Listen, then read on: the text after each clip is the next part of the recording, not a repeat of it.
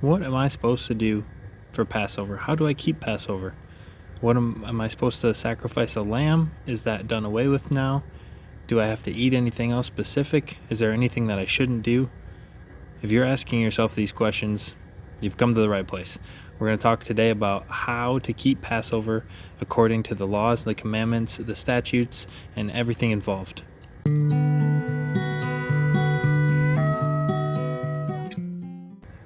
All right, so today I wanted to make a brief video about how to biblically and accurately, without tradition involved, celebrate Passover.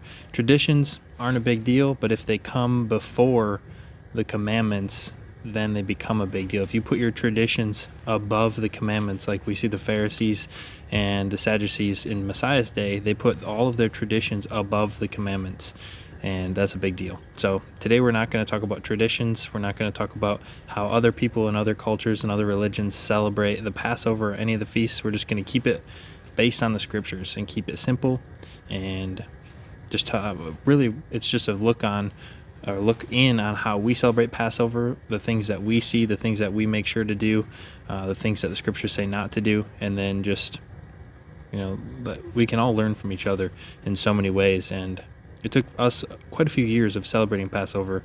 I think this will be our 10th year of celebrating the feasts this year, and I think only in the last couple of years I would say we actually did Passover the way that we should have. I don't think that, like, if you're trying to, write down a scoreboard, I don't think we technically kept Passover for any of the other 6-7 years that we did it. It was just in neglect of almost every commandment that's involved with Passover. But that's just what we learned. That's the best we could do at that time with the information we had, without just plainly reading the scripture and doing what it says, which is what we always encourage people to do now.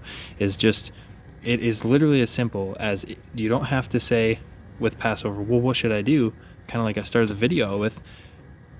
You should just be able to look at the scriptures and make it as simple as read and do. Like it says in the scriptures, the Shema says, hear and do.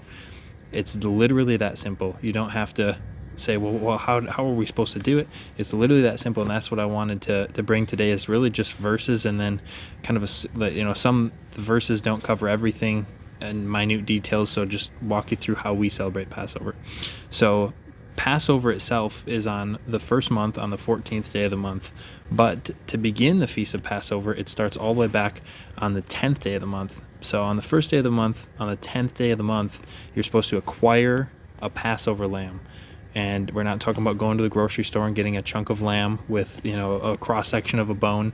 We're talking about an actual physical lamb. So Exodus 12 verses 3 through 6 we'll read. It says, "Speak ye unto all the congregation of Israel, saying, in the 10th day of this month," that's the first month of the year, "they shall take to them every man a lamb according to the house of their fathers, a lamb for a house. And if the household is too little for a lamb, let him and his neighbor next unto his house take it according to the number of the souls. Every man to his eating shall make your count for the lamb. Your lamb shall be without blemish, a male of the first year, and ye shall take it out from the sheep or from the goats, and ye shall keep it until the 14th day of the same month. And the whole assembly of the congregation of Israel shall kill it in the evening." So 3 verses, but there's a lot to unpack there.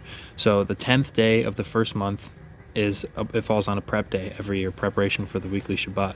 So as a part of that preparation day, you've also got another duty that day to acquire yourself a Passover lamb. Get that lamb. Not only just say like, oh, the farmer down the road's got it, we'll get it on the 14th. It says to get it and bring it into your, bring it into your home. It actually says there, like, take it into your house. So, and then it also says too, that if your house is too little for a lamb, that you should go to your neighbor next to you. Most of the time, your neighbors around you probably aren't going to want to have anything to do with Passover or keeping the commandments. So it's really important to reach out to the people in your area ahead of time, like, even a year ahead of time, or however long, you feel like you need to reach out to the people around you and try and set something up so that you're not wasting a lamb. Because if generally one household at most, unless you have a lot of older children, you don't have enough people to eat most of the lamb, and you would end up wasting most of the lamb. So the idea here is that if you've got people around you, you should be gathering together. That way you're not wasting a bunch of lamb, because you can't let any of this lamb remain until the morning. We'll look at that in a little bit. But that's one of the parts of it. So bring in your lamb, and if you don't have enough people to eat your lamb, make sure to try and count it out. If you feel like you can eat a ton of lamb, have some other people that can eat a ton too. And we find usually around 10 to 20 adults is pretty good. The more you get, if you get closer to 20 people, you don't get quite as much lamb.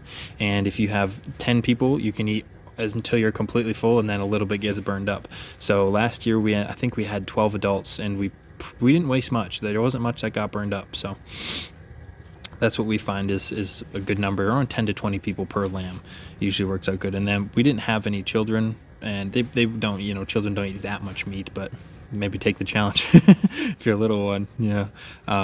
So then it's supposed to be also without blemish. So part of this bringing in the lamb, you're supposed to bring in the lamb, make it count, make these plans, like I said, ahead of time. You don't want to be doing it on your own. It's also a lot easier if you've got more people to help with the process. And it's also, you're supposed to assemble on these days. So it's also supposed to be without blemish. It has to be a male. So you have to find a male lamb without blemish. A lot of people take that verse and they interpret it in different ways, and they say if it's a white lamb with a black spot, it's a blemish on the lamb, or like who's determining what a blemish is. The chunk in Leviticus where that talks about making an offering acceptable to the Father, it tells you what a blemish is, like if it's blind, or if it's lame, or if it broke a leg and it's hobbling along, or if it was born without a leg or something, or whatever. If it's not just a normal regular lamb, that doesn't have, it's not like looking like this and running in circles or something. It just has to be a healthy lamb, and it's pretty simple to find a healthy lamb. Most people's lambs are healthy.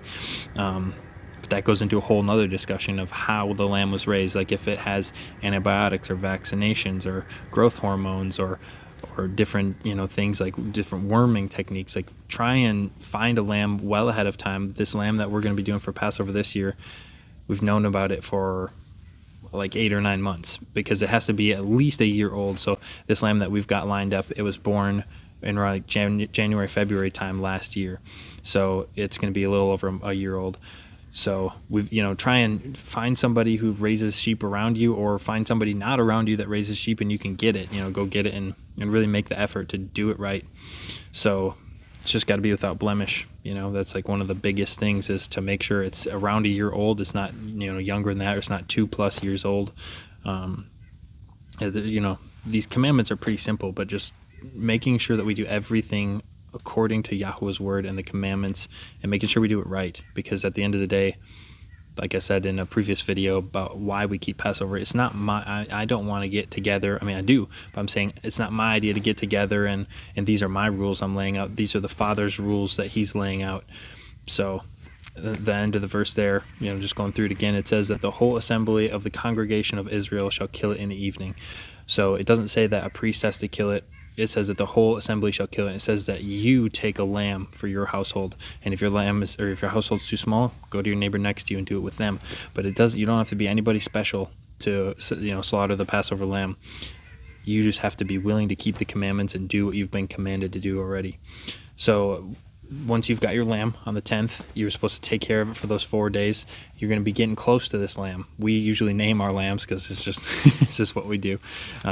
We like to spend a lot of time with them. We don't just like to let them be out and just, wandering around. The first time that we actually got a lamb for ourselves in a small group, it was just a super special lamb. We named it Lamuel, and kind of like Samuel, but it was a lamb.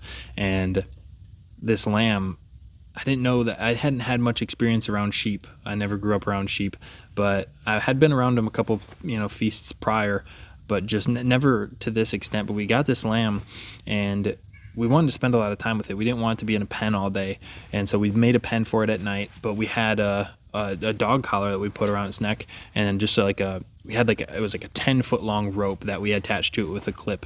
That way, if the lamb started to get away, you've got a 10-foot long rope that you can jump and grab a rope or something. That was just our thought process. Turns out we didn't need that rope, because this lamb was the most friendly and gentle lamb that I've met since. It literally, we've got pictures of it. I'll have Lily throw a picture in here. She does a lot of the editing for these. But there's a picture of me sitting around a campfire, and the lamb has got his head on my shoulder, and this lamb was like a dog. It just hung out. It was calm. It was loving. It was snuggly around the campfire, and we literally didn't tie this lamb up most of the day. It just wandered around, and it didn't go far. And there was one of our friends that really clung on to, and he would follow our friend around like a dog. And where our friend's name was Tom, wherever Tom went, the lamb followed him. And it was really hard, and that's part of the process of Passover, is you're supposed to get attached to that lamb, and you're supposed to feel the sacrifice for what it is, especially in resemblance of Messiah and what he gave up, and the obedience that he had, and the willingness to lay down his life for all of the people that are willing to follow him. And it's supposed to be that picture of you, that this lamb, it is a sacrifice, and it is laying down its life for you to be able to keep the commandments. And it's a very, it's not just like a party where you get together and you do this. It has a lot of symbolic meaning, and it's important to take the aspects of it very seriously, that are very serious. And you're not supposed to enjoy slaughtering the Passover lamb. It's supposed to be something that really, makes you deeply think about everything that you do every day. So, you've got your lamb on the 10th, and then you've got to prepare ahead of time, well ahead of time. That was something that we didn't, we never had a problem with not preparing ahead of time, but everybody should prepare ahead of time. So there's a certain way you got to cook the lamb, and we'll look at some verses now about how you cook the lamb. You can't, like I said, this isn't just a feast that somebody's making up. There's ordinances or statutes that you've got to follow in order to do this thing right. And that's something that all of the prior years, like I said, we didn't really keep Passover by the book. We neglected almost every single commandment involved with Passover, but we felt like we're doing Passover, and we weren't doing anything that it's described as the Feast of Passover. Like, I would have been ashamed if, like, Abraham or Isaac or Jacob or anybody that is, very, very scriptural, or, those people are all before the Feast of Passover, but I'm sure a lot of them knew about a lot of the details about the feasts. You see a lot of the feasts originating in Abraham's time, but let's say like Moses or Aaron or Joshua or Caleb, or super righteous people watching me celebrate Passover those first 6 years, they would just be just like, man, that is not Passover. What are you doing? It's and all the stuff that we were doing required technology. It was so much more advanced than what's commanded in Scripture. It's so simple. So we'll look at Exodus 12, 8 through 9 first. It says, "And they shall eat the flesh in that night, roast with fire, and unleavened bread, and with bitter herbs, and they shall eat it. Eat not of it raw, nor sodden at all with water, but roast it with fire, its head with its legs, and with the purtenance thereof." So pay close attention to where it says roast with fire. Now we'll go on to Deuteronomy 16:7. "And you shall roast and eat it in the place which Yahweh your Elohim shall choose, and you shall turn in the morning and go into your tents." 2 Chronicles 35:13. Highly encourage you to read all of 2 Chronicles from 30 to 35. It's one of the biggest chunks of the scripture. It's 5 whole chapters about Passover, where they wanted to do it with all of their heart, but they weren't made clean yet in a certain way, and they tried to celebrate it, and it didn't quite go right. But Hezekiah prayed and said, we're trying with all of our heart, and so then they did a second Passover as well. So 2 Chronicles 35:13, it says, "And they roasted the Passover with fire according to the ordinance, but the other set apart offerings sod they in pots," or boiled them in pots, "and in cauldrons and in pans, and divided them speedily among the people." So there's other offerings involved with Passover. And those offerings, we can't do those offerings today because they have to be offered by a high priest to the Father. We're going to talk later on about the difference and the importance of defining your terms when you talk about these things. So lastly, for talking about how to cook the lamb, Jubilees 49:13, it says, "And they shall not cook it with water, nor shall they eat of it raw, but roast on the fire. They shall eat it with diligence, its head with the inwards thereof, and its feet they shall roast with fire." So you're supposed to cook this lamb over the fire. And in modern times, that presents a challenge, because a lot of people aren't familiar with like cooking, let alone on like a pan, like a cast iron pan over the fire, which is super simple, super enjoyable. But this, you're not supposed to cook it in a pan. You're supposed to roast it. And the way that you roast something over the fire, like roasting a marshmallow, you do it on a stick. So it's suspended over the fire and not in a pan. You're not supposed to boil it. You're not supposed to cook it with water. You're not supposed to do like cooking in oil. You're supposed to roast it over the fire. So in previous years when we've done it the actual right way over a fire, uh, the how you roast a lamb over the fire was, we had seen it done a couple years a certain way with like a big metal grate. So there's a metal frame that was welded up with expanded metal, so it's like a grate over this big metal square, and then you put that over the fire and you would just flip the lamb from side to side. And we saw that done, and what we saw was that it would often like char or burn the outside of the lamb in order to get the inside cooked in a reasonable amount of time, because there wasn't like, like a way to kind of keep it, unless you flip it every 2 seconds, that fire would just kind of burn the outside. So I did a little bit of research, and I found like the way that almost everybody roasts anything over the fire, chickens, goats, sheep, anything, they roast it and they turn it on what's called a spit. And so it just involves a solid metal rod that's supported on both ends. And you can use your imagination, whip one of those up any way you want. We've made a couple of them. None of them were great. they did get the job done. None of them were great. And we would manually turn it by hand, and then what you'll find is like a lamb is so heavy that if you get it in a position, it'll want to keep rotating until it finds, its own balance point where the most weight is hanging upside down. So if you don't have like a kind of a complicated setup that you can kind of engineer and use your imagination, it's hard to get, when as you're rotating the lamb to roast it on the fire, like the commandment says, it's hard to hold it in that position. So for the first couple of years, we almost had one person just sitting there and just rotating a little bit at a time, holding it, or trying to use like a clamp when you can or something. And so it's not that that's not fun, but after a while you do get tired of that, because it takes about 2 hours to roast a lamb. So what I would recommend, I went this year, thought about it ahead of time, like I'm saying, prepare ahead of time. I went and I tried to, I was like, well, we're gonna be doing Passover for a while. It kind of like came to the realization of like, this isn't something that like I want to skimp on. I want this to be an enjoyable thing. And so I was like, we could spend a little bit of money on a spit. I don't know what they cost, so I just went and Googled it, and I went on Amazon, and I found like I couldn't find one that was hand powered. I couldn't find one that you would just turn with your hand. It was like that; those didn't exist. I tried to Google it. I couldn't find one that was like, I just couldn't find one that you turn with your hand. But all I could find was one that had an electric motor, and that is super reasonably priced. And it's 100%. So we got it. It's 100% stainless steel, and I was kind of questionable on the quality of it, but it's shockingly good quality. And so it's electric stainless steel, and it was only $100. So you can find a reasonably priced bit for only $100, and if you've got 10 people coming together to do this, that's $10 a person, and you've got it covered. And then you've got it for if you get together on another feast and want to roast a lamb or a chicken or anything. So it's something worth investing in, but it's not necessary. Like I said, we've done it with many other things other than a stainless. You can use regular metal. It's not great, but if that's what you have, that's what you've got. So if you're following along, you want to get your lamb on the 10th. You want to make sure it's spotless. You want to make sure you've got enough people, so get your fellowship together, get a group together, and make sure you make that effort to reach out to those people in your area and try and stay in contact. Even though we are busy, and especially in the times we're in today, there's a scripture I don't have pulled up, but I'll just have Lily throw it in there. It says, it's a proverb, and I'm probably not going to get it exactly right, but it says something along the lines of, I'm trying to think of how it goes.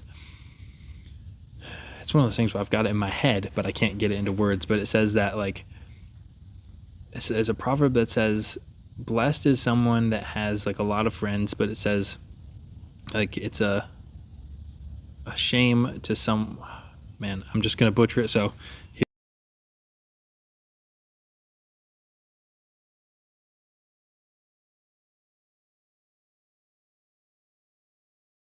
here it is right here.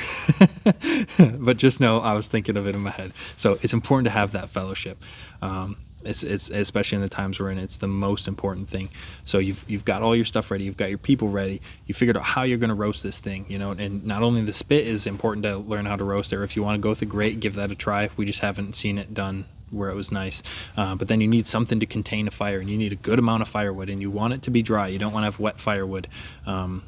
It doesn't burn that great. You just really have to have a lot of wet firewood, and just have some dry firewood stored up, and that takes time to dry. So this feast requires preparation a long ways back. But then the day comes, it's 1:14, and you've got to know, like, when do we slaughter this lamb? When are we supposed to keep the feast of Passover? Or is it something we're supposed to wake up first thing and at the rising of the sun we're supposed to get started on it? Or what are we supposed to do? So looking through the scriptures, it's not something with the rising of the sun. There's a super extremely defined time that you're supposed to celebrate Passover. You're not supposed to say, yeah, maybe this year we'll get together around 2, or like this year, like our schedules didn't work, so we were going to do it, closer to evening because that's when people got off work.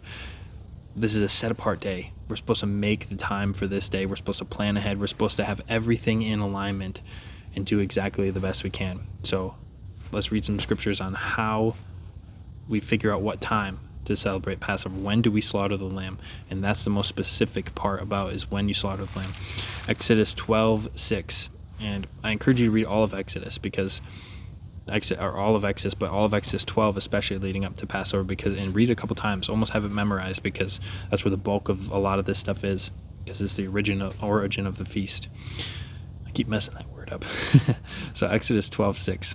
And you shall keep it until the 14th day of the same month. So this is the tail end of the verse we read before, where you gather that lamb, keep it until the 14th day of the same month. And the whole assembly of the congregation of Israel shall kill it in the evening. So you're supposed to kill the Passover lamb, slaughter the Passover lamb, sacrifice the Passover lamb in the evening. And it's important to define these terms, and we're going to do that in a little bit here. But first, Numbers 9:13, in the 14th day of this month at evening, you shall keep it in its appointed season, according to all the rites of it, and according to all the ceremonies thereof shall you keep it. Now, a lot of people say, well, when is evening? I've heard many people say, like, by Jewish tradition. We started the video out saying we're not going to be doing traditions. We're going to be doing what the scripture says. A lot of people will say, well, Jewish tradition says that noon is evening, or some Jewish traditions say that 6 p.m. is evening. I don't know about you, but things are so simple. And if you listen to other people and you get ideas from other people versus just using the common sense that you've been given often, it's so simple. Never have I seen somebody at noon say, oh, good evening, or like, that's not evening. It's noon. That's the middle of the day. These things are so simple, but a lot of times we just get people get wrapped up in traditions. But we're going to look here. This verse in Deuteronomy gives us a little bit of a more firm idea about when evening exactly is. Deuteronomy 16:6, but at the place which Yahweh shall choose to place his name, in there shall you sacrifice the Passover at evening, at the going down of the sun, at the season that you came forth from Egypt. Now, so many of these things that you study in scripture, you can get really, really semantic with things. But I think anybody, if I would say, can you take me a picture of the going down of the sun? You wouldn't take a picture at 3 p.m. and try and argue and say, well, the sun is going down. It's not, it's past its zenith at noon, and it's now going down, or zenith being the highest point in the sky. It's on its way down, so 3 p.m. would count. If I said, get me a picture of the going down of the sun, which often people would associate with the setting of the sun, the moment the sun crosses the horizon, wherever you're at, where that moment where it's like, I can't see the sun anymore, the sun has went down. So just keep it simple, keep it according to scripture. But if that doesn't give you enough of like a firm, like the going down of the sun is evening, Jubilees 49, like I said in my previous video, Jubilees, so simple. Jubilees will tell you without a doubt what to do. Jubilees 49:10-12, it says, let the children of Israel come and observe the Passover on the day of its fixed time, on the 14th day of the first month, between the evenings. You see that in other spots too when you're reading. And then continuing on, it says, from the third part of the day to the third part of the night. For 2 portions of the day are given to the light, and a third part to the evening. That is that which Yahweh commanded, that you should observe it between the evenings. And it is not permissible to slay it during any period of the light, but during the period bordering on the evening. And let them eat it at the time of the evening until the third part of the night. And whatever is left over of all flesh from the third part of the night and onwards, let them burn it with fire. So Jubilees comes in super clear and gives you a breakdown of the day that you don't find anywhere else in scripture. It tells you that if you were to take a day, is 6 parts, like a circle like this, 3 parts of the day, 3 parts of the night. So divide that up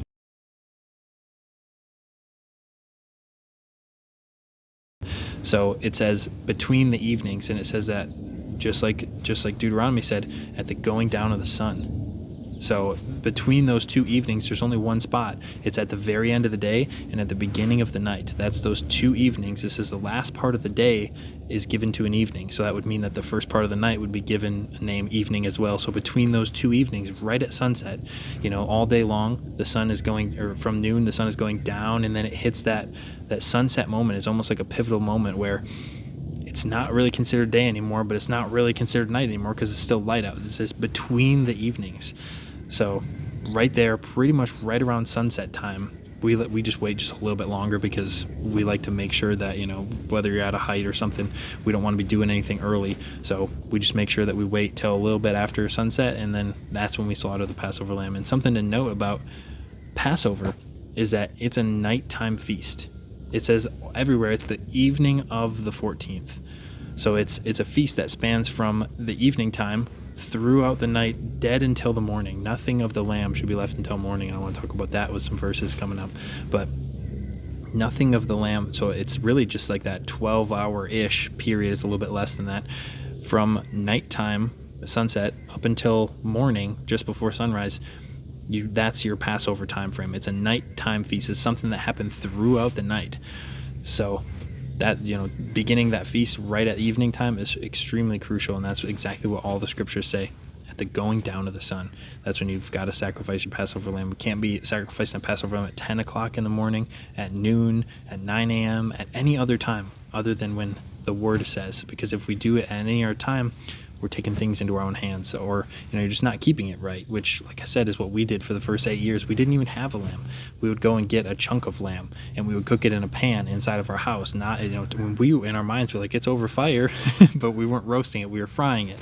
And there's so many, it's just simple. Just keep it the way that it is, and you'll have more joy and shalom than you ever have if you just do exactly what it says and don't add anything to it, don't take anything away from it.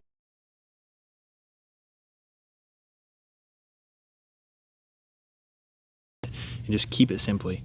And it's not that your salvation depends on keeping this feast exactly perfect, and if you don't do it, the Father's not going to let you into his kingdom. But if you have ever had children or been around children, and you see the pure joy that comes out of them doing something you asked, like if it's important to you and you say, please make this change. We're raising little ones right now. Our 3-year-old's about to turn 4, and she is doing a lot of things that she shouldn't be doing, but we say, we need you to make this change, and we tell her it's important to us. We don't like when you do this. And when she makes that change out of respect for us and because it's what she should be doing, the pure joy that she sees when we tell her that we are glad that she made that change, we're proud of her, we're so happy that she's not doing that thing that she was doing anymore, whether it's whining or throwing a tantrum or something. If we say, you need to make this change, and she does, it's pure joy because she's being obedient. And that's the heart that the Father wants to see from us, is that I want to do what you have commanded for this feast, no matter what. Like whether it's me not taking off of work, whether it's me having to go and chop wood the year before. Sometimes if you're in a climate where it's frozen all winter long, your wood doesn't dry out well in the freezing climate. So making the sacrifice of your time to prepare for his feast so that you can do it exactly how, and he didn't make it too hard to do. That's like just what Messiah said, is that these laws and these commandments, it's not like you have to go to some great depths to do them and keep them. He makes it so you can keep it easily. Everything it's so simple to do all these things. You just have to take the charge and do it yourself, and actually be obedient and not make excuses of you didn't have time. There's always time. There's always time to make time to do the commandments.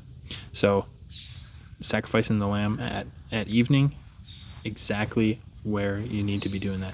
So talking about sacrificing the lamb, a lot of people hear that, and that's like, especially when you're just coming out of like mainstream church or something, or different cultures and different traditions, and growing up not keeping the commandments, that word seems to be today like a hot button topic. I mean, as soon as somebody hears sacrifice, it's so ingrained in you from the way, at least for me, the way I was raised, and the church religion that I was raised in, that sacrifices were like it almost, it's so sad to say, but that word sacrifice is almost like more feared, and people get more upset about that than if you were talking about witchcraft.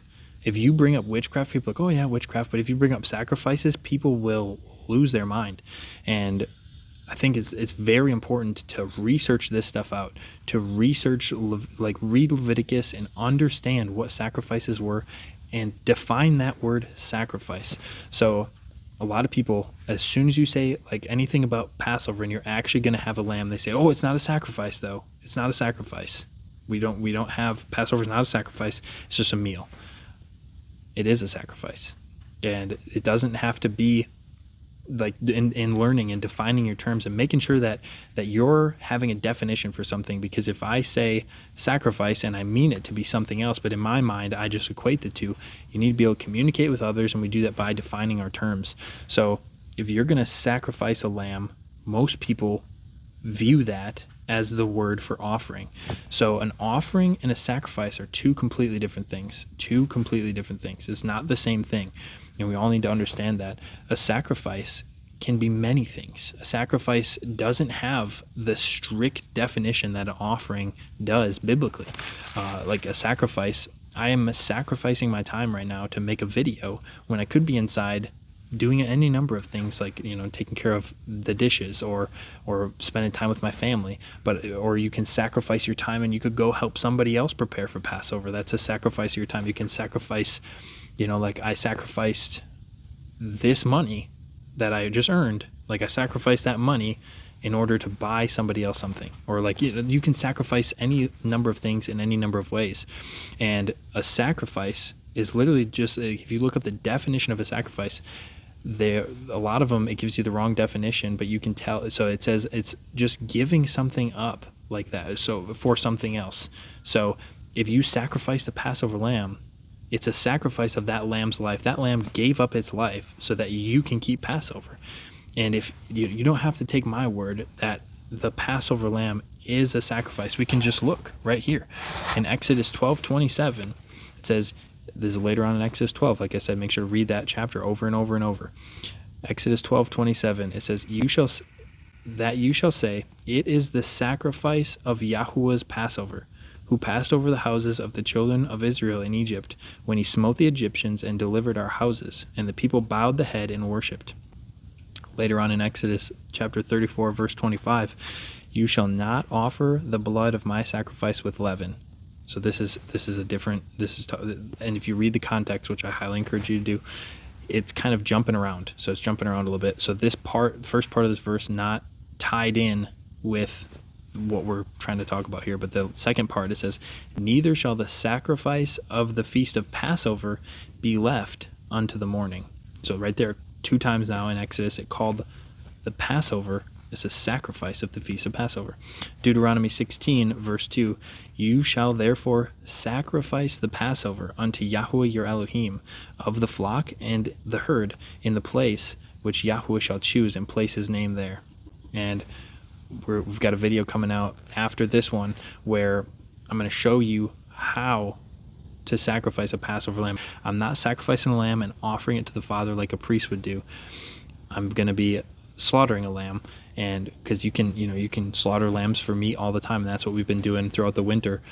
We usually find it with as much meat as we're eating with our family, one lamb will feed us for about 2 months. So I've been slaughtering lambs for meat in order to butcher them and have meat for ourselves. So while I'm doing that, I've taken a couple videos, and I've had camera problems and stuff. So we've got 2 videos. We're going to splice together 2 different lambs, but I'm going to show you how, once you've acquired your lamb, if you say, I don't know how to do it, we've got a video coming out where I'm going to show you how to slaughter a lamb and the steps that you need to take in order to get it ready for the Passover meal. So it'll be super helpful. But Deuteronomy 16:6 will wrap this up with, but at the place which Yahuwah shall choose to place his name, in there you shall sacrifice the Passover at evening, at the going down of the sun, like we read before, at the season that you came forth out of Egypt. So we see it's not an offering, but it's a sacrifice. Now, defining the word offering, if you look in Leviticus, all throughout how to do offerings, you have to be a priest who has been ordained. Either in the Levitical line, you have to be a Levite You have to be from the family of the Levites in order to be an acceptable priest. And even then, you have to be ordained. You can't just be a Levite and go do whatever you want. You have to have been trained by somebody who knows what to do and the exact right steps. But before that, it was the Melchizedek priesthood, where it was the best person who had shown that they wanted to keep Yahweh's commandments. They didn't have to be from a certain family. That's why you see Job is a priest. You see other people who are not of, even like Job came from Esau's line. So you see, before the Levitical priesthood was established with Levi, back in Genesis, it was Melchizedek priesthood, but nevertheless is both the same thing. They're both a priest that is offering things to the Father, and you can sacrifice something and not offer it to the Father. And so once you do that offering, you need to be a high priest. But it's very, very important to note that Passover is not an offering. Like we read earlier in Exodus, it says, everyone take a lamb. Everybody's not a priest. You don't have to be somebody special to do this Passover. And so we need to understand the importance between a sacrifice and an offering. And often when the offerings would take place, the person to sacrifice the animal that was brought was often you. Like if you were to go to the temple and you were to bring an offering, you would be the one most of the time to slaughter that animal and sacrifice it. And then the priest would take it, they would rightly divide it, they would get it prepared according to whatever kind of an offering it was, and they would offer it to the Father on your behalf. But more often than not, you were the one to slaughter that lamb. And that's all in Leviticus. So I'm going to have a lot of videos coming up on the priesthood when time allows. But so we've now slaughtered the lamb. You start roasting it. What else do you have to eat? We kind of briefly talked about it in a different verse in Exodus, but we'll go back to Exodus 12:8. It says, and they shall eat the flesh that night, roast with fire, and unleavened bread, and with bitter herbs they shall eat it. So the only two requirements of what else to eat with Passover, you've got to eat the lamb, you've got to, do it right, get it yourself, roast it with fire, everything like that. You've got to eat unleavened bread, and I encourage you again, read all of Exodus 12. The unleavened bread was because when they were celebrating this feast, it was a quick thing, especially the Feast of Unleavened Bread is when they literally got kicked out of Egypt, which was a good thing. They got kicked out of Egypt, and they didn't have time to make leavened bread. And so it says like it's a meal that is in haste. Quickly do this, make bread that's not leavened, which is very easy to do. Flour, water, salt, good to go. And you can add any variation from there. There's nothing specific. You can make it sweet. There's even a verse in Jubilees that talks about they were eating the sweet bread, the feast of sweet bread, which we often do. Or you can make it flavorful, whatever you want. But then you just can't put anything that would leaven it into it. You can't put baking soda. You can't put like sourdough starter. You can't put instant yeast into it. Anything that will make that grain rise, it is then defined as leavened. We don't need to get into semantics about baking soda isn't leaven. If you believe that, then you'd be saying, take it to the furthest extreme that you can eat cupcakes or cake at Passover. If you look at a cake and you tell me that that is not risen, that's the definition of a cake. People say, oh, it's a good rise on this cake. It's risen. It's been leavened. It's been puffed up. The whole point of it is not to have it risen. And especially when you look at Messiah, he talks about like getting rid of the leaven of the Pharisees, the things that puff you up, the things that are not, the scriptures don't puff you up. They just give you a righteous foundation, and then you can walk forward in righteousness. But you're not supposed to be puffed up with pride or any traditions that you say, I'm more important because I do these traditions. The reason I'm making this whole video is to help other people just be righteous. It's not so you can walk around and say, I'm more righteous. You're just supposed to say, I'm righteous, and Yahweh wants you to be righteous too. And I can help you do that. That's what I'm doing today. So you're supposed to eat unleavened bread and bitter herbs. We'll look at Numbers 9. It's a confirming verse. 9:11. The 14th day of the second month at evening, they shall keep it and eat it with unleavened bread and bitter herbs. So you're supposed to slaughter this lamb at evening, cook it and eat it with unleavened bread and bitter herbs. And another thing to note, you're not supposed to break a bone of it. No bones of it shall be broken. So you're supposed to keep this lamb intact and not break any bones. It says in Jubilees, it says this because none of the bones of the Israelites were crushed during the Exodus. There's also a lot of other symbolic stuff. I didn't prepare for this. I'm just trying to keep it simple. So don't break any bones. Keep it all intact. We do skin and gut it for Passover because I don't yet know how to not do that in the right way and still have it. I've seen videos in different ways but it takes like several hours to cook it that way. So we see Passover as a feast of haste, like it says. So for now, until we learn better, we can do better maybe later. We just do it this way. We skin it and we gut it, but we leave the hooves on, we leave the head on, we leave it 100% intact. And then later on, we do burn everything, like it says. So that's where we're at now. Exodus 12:10 says, "And you shall eat, let nothing of it remain until the morning, and that which remains of it until the morning you shall burn with fire." Jubilees 49:12 also says, "And let them eat it at the time of the evening until the third part of the night. And whatever is left over of all its flesh from the third part of the night and onwards, let them burn it with fire." So it's a really simple meal. You get some people together, you've got a lot of help, you got a lot of hands, you acquire your lamb before, get everything ready, have this meal. It's a simple thing to slaughter a lamb and to celebrate the Passover, and it's not too hard, and you can learn it, and that's what he commands us to do. And it's a simple feast, and it's a feast of joy. Especially the Feast of Unleavened Bread is referenced as the Feast of Joy, which ties onto it. And you're supposed to start eating unleavened bread that evening with the meal, and you're not supposed to stop eating unleavened bread until you're supposed to have unleavened bread every day, and you're not supposed to eat any leavened bread during the time of unleavened bread for the 7 days remaining. The 15th on 1/15 begins the Feast of Unleavened Bread, and then it goes until the 22nd.